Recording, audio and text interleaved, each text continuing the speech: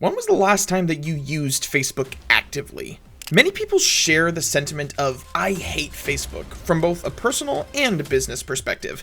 Apart from the fact that privacy issues is a term that resonates with Facebook's image, there are many other reasons why it's a highly disliked platform.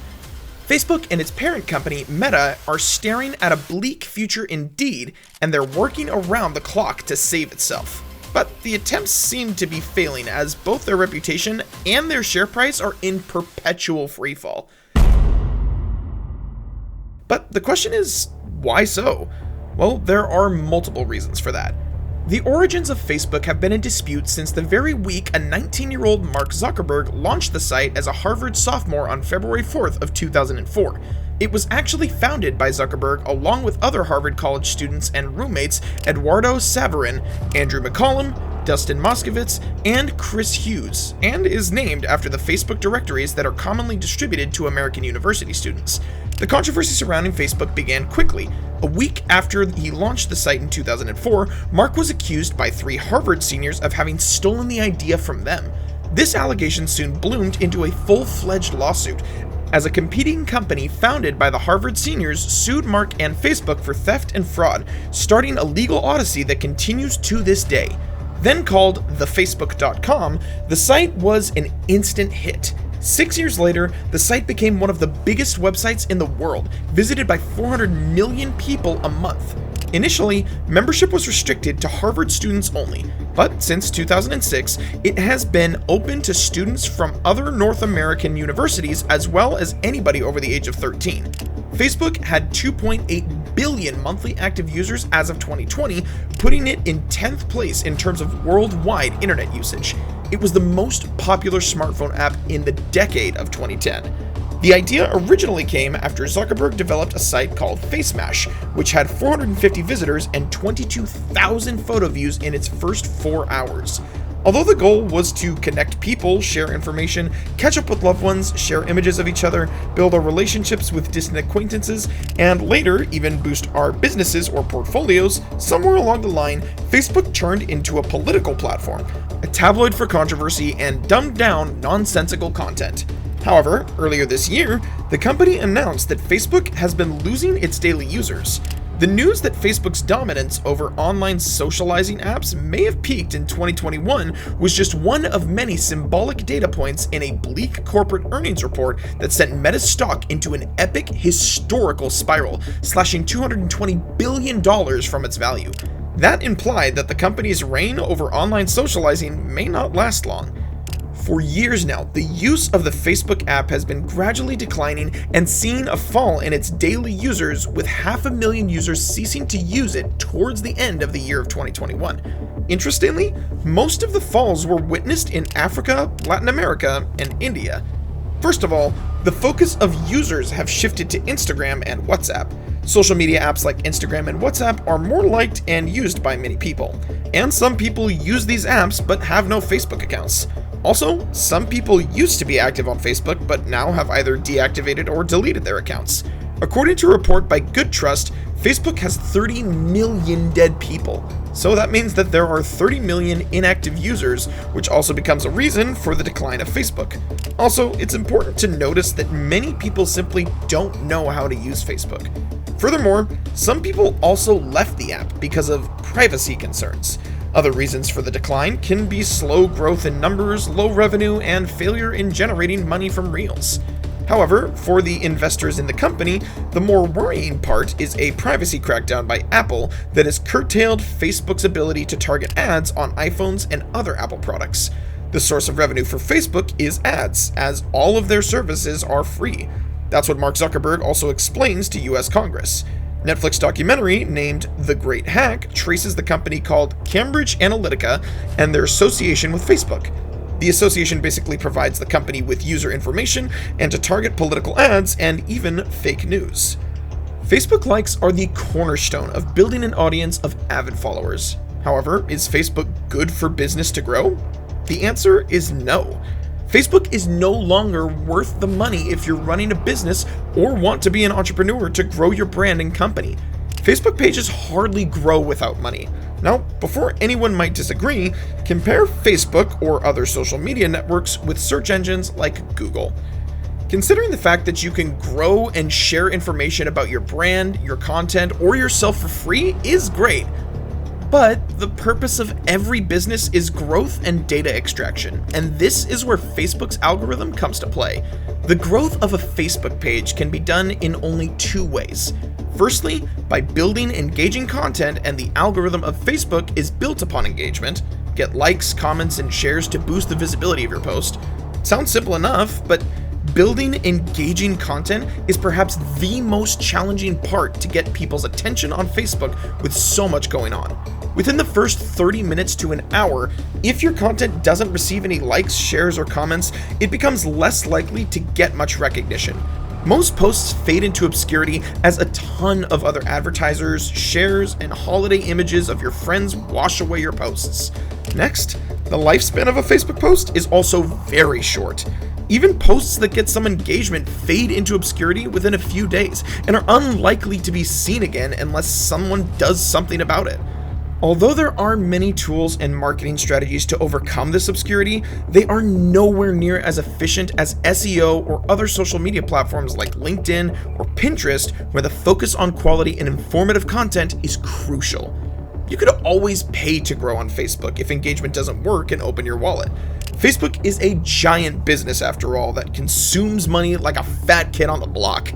It's in their interest, and that's completely understandable. But unlike with search engines where you can use SEO or content marketing strategies to grow, different rules apply to Facebook, and that is what people dislike. The most common way to grow a Facebook page is by building a PPC, or pay-per-click campaign, and disposing of huge sums of money. But even then, when you get thousands of followers, once you stop payment, your visibility drops almost immediately, and it will never go back up again unless your campaign has targeted the perfect audience that wants to hear and know every word you say. And this in and of itself is unlikely because of the massive amount of stories and ads that you get on your feed. Consequently, interaction with your content will diminish almost certainly and will never be able to compete with someone who's paying for their content to appear for their chosen demographic. Moreover, Facebook mentality is truly shallow. In the digital marketing world, social media falls behind search engines in terms of generating traffic or leads, yet only those who are in this niche understand how organic traffic works. They only see the number behind a Facebook page. The lifespan of an average post on Facebook ranges between a few hours to a few days, depending on the engagement. But things fall into obscurity pretty fast, whereas traffic via engines like Google, Yahoo, and Bing can generate passive visits to your content for months or even years to come. There's another issue with Facebook. Videos that go uncredited to their creators are a big problem. You can see a lot of written and or video content getting shared every day on Facebook, but they don't always receive the credit that they deserve. If an influencer on Facebook with thousands of followers from Brazil or Canada were to take a YouTube video that you have made from you and share it on Facebook, it would go unchecked. Facebook usually places ads on these videos and takes the profit for itself. Where's the problem here? Well, imagine you're a content creator on YouTube or Vimeo. You make videos that require hundreds of hours of work and effort, and all where credit is due. Between those videos, Facebook can place automated ads and take most of the ad revenue while you worked hard on your YouTube video and miss out on a ton of AdSense revenue. There's also another issue with data security, but everyone's familiar with that. Facebook isn't free. We pay with our data, our personal information. And after years of slowing US growth, Facebook just experienced its first ever US shrinkage, which precipitated a $230 billion stock crash, the largest in global corporate history. Though most of Facebook's users are global, its US users generate far more profit than the users in the rest of the world. Losing a US user is expensive. Even more important, the US is Facebook's home base, and its US user base is its main bargaining chip in resisting US regulation and in securing US support in its regulatory battles abroad.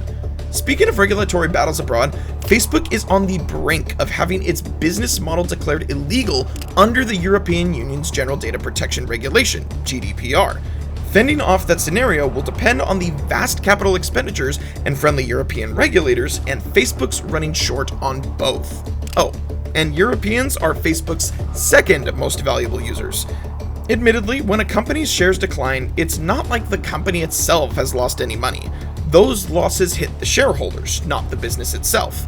Even before its stock fell off a cliff, Facebook was mired in a multi-year hiring crisis. Nobody wanted to work for Facebook because it's a terrible company that makes terrible products that everyone hates and only use because the company has rigged the system to punish users for switching. Facebook was already paying a wage premium, offering sweeteners to in-demand workers in exchange for checking their consciences at the door. Those sweeteners mostly took the form of shares, which means that all those morally flexible Meta mates got a hefty pay cut when the company's stock price fell off a cliff. Expect a lot of them to leave, and expect the company to have to pay even more to replace them. Companies with falling share prices can't use share grants to attract workers. Facebook is now famously trying to pivot to virtual reality to save itself. It's an expensive gambit. It's going to alienate a lot of users and in-demand workers. It's also going to freak out a lot of regulators. Meanwhile, the switching costs for people who want to jump ship keep getting lower. It's not merely that fewer and fewer of the people you want to talk with are still on Facebook. Even if there's someone whose virtual company you can't bear to part with, lawmakers in the US and Europe are working on legislation that would force Facebook to allow third parties to federate new services with it. That would mean that you could quit Facebook and join an upstart rival, say one by a privacy-respecting nonprofit or even a user-owned co-op, all at the same time still exchange messages with the communities, customers, and family you left behind on Facebook's sinking ship. Facebook now has to somehow retain users who are fed up to the eyeballs with its never-ending failures and scandals while funding both a pivot to VR and fending off overlapping salvos of global regulatory challenges to its business model. All this whilst paying a massive wage premium to attract and retain the workers that need to make any of this happen. And all that amid an exodus of its most valuable users and a frontal regulatory assault on its ability to extract revenues from those users' online activities. All things considered, the death of Facebook seems imminent. We appreciate you sticking around to the end of the video and we hope you enjoyed, but why stop now? Click these videos for more awesome content.